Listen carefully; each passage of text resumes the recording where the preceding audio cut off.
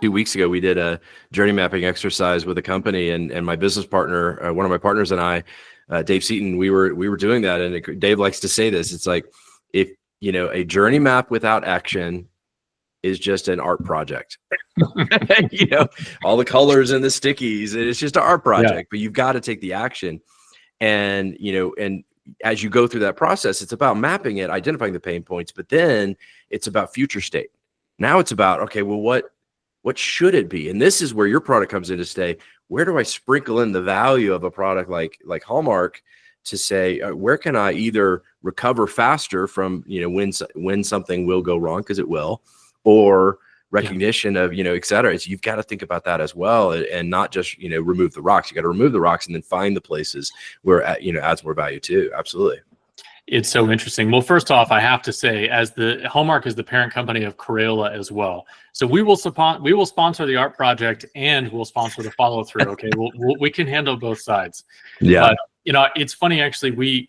I was just thinking here. We once met with a credit card company, a bank, and this is essentially the setup of the conversation we had. They had asked us to come in and tell us, where can you help? Right? Where can you fit? And we had lots of different ideas and all these different, potential touch points and things that we could help them improve, remove those rocks where necessary, or at the very least, make sure that we are there when someone inevitably hits it. But, the most compelling thought that we had actually coming into the meeting that we used was, one of the members of our team was a longtime cardholder for this specific institution. He'd been there for a long, long time, 20-something years. So we got into the meeting, and the executive is sitting there and says, "Okay, tell me all your great ideas." And he's like, "Well, good news. I've been with you guys for 20 years or something, and I just celebrated my 20th anniversary. Would you like to know what you gave me for my 20th anniversary?" And the executive looked so excited, right? He had a smile on his face, right? And the answer was, "A bill.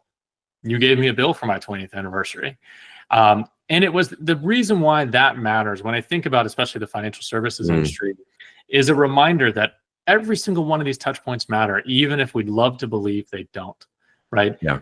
When you think about charting out those rocks that can happen within that journey, I think we often underestimate how many there are, right? The simple ability for a company to understand what's happening in that customer journey, even if it just means trying to intersect in these little ways and make sure that the customer understands that they're being thought of, can matter so much.